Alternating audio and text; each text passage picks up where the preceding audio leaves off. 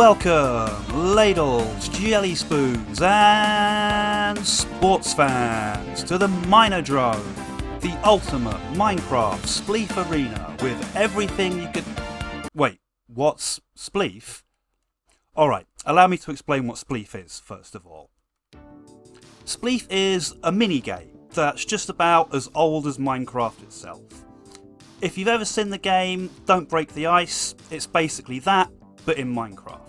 The idea is, you make a pitch out of snow, the players all have shovels, and the idea is to dig the snow out from under your competitors so that they fall down and you're the last one standing in the arena. There's no violence, there's no attacking, it's just digging out the snow from underneath your opponents. Now let's take a look at the arenas. Over here we have my first attempt at building a Spleef Arena. As you can see, I've gone for a kind of ancient Greek kind of look, and it's pretty simple, pretty straightforward, pretty similar to most of the other kind of Spleef arenas that you're going to see. It's just a simple patch of snow,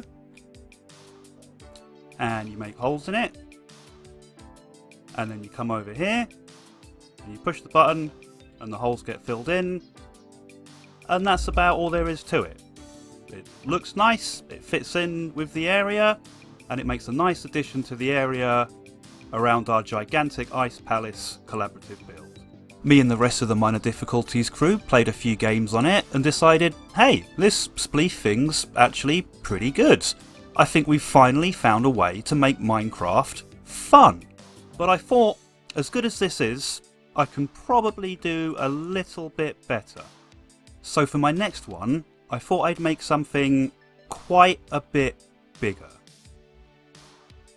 I like the design of the first one, the sort of ancient Greek one, so I thought I'd have a little bit of that. But I thought I'm not quite sure what I was going for. Something that's in the middle of transitioning between a good dimension and a bad dimension. So we've got half this ancient Greek kind of looking thing and half this huge, dark, scary looking kind of effect. Out the front at the entrance you can see we've got a dragon head to make a little mascot for the arena, and I've made little mini versions of all of the players on our server as little kids running into the arena to watch the latest game or to get involved with playing. And we've got a bunch of balloons being handed out by the mascot, and a little guy here trying to get his hands on the giant balloons. If we go up inside, we have the main staging and preparation area. In this chest here, we have our official regulation Spleef shovels, so that everyone's using the same shovel, so that no one has an advantage over anyone else. We've got more heads of all the people on our server, and we have chests for everyone on the server to put all of their items in. I'll explain the reason for that later. But on the inside you can see that we've continued across the transitioning between dimensions kind of look to the whole place, with different theming on the two different sides. Up over here we have our VIP lounge, which is the most expensive seats in the area. We've got snacks and drinks for everyone. We've got little frame shovels along the wall showing you the history of different Spleef shovels through the ages, starting off with your basic wooden one all the way through up to diamond. We've got all of the banners for the different areas that we've built bases in to represent each of the different teams here, and we've got names for each of them in plaques on the wall. Up in the stands at the back we've got my initials for Dean of the Dead, and if we run around to the other side of the pitch we have a commentators box, and if we go up inside we've got a couple of villagers here to provide commentary for all the matches taking place on the pitch below. And we've got all of their notes stuck up on the wall and more heads. And if we run around to the entrance, when you fall through the hole, and land underneath where the pitch is, in each of the 4 corners we have these little slime bounce pads that you run up to.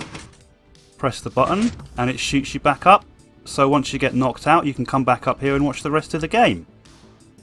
Moving over to here, we've got all the different buttons for activating the different modes.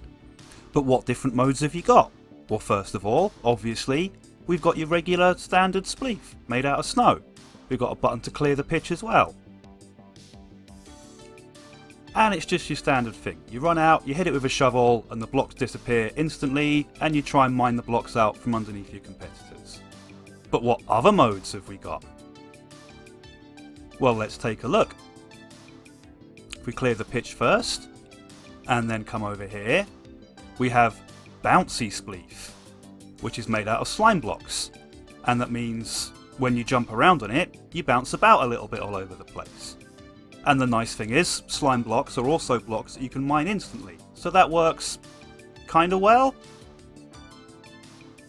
And we also have No Jump Spleef, made out of honey blocks. One of the weird properties of honey blocks is that you can't jump while you're on it, so you have to walk around very slowly, and you can't jump up in the air to get out of the way.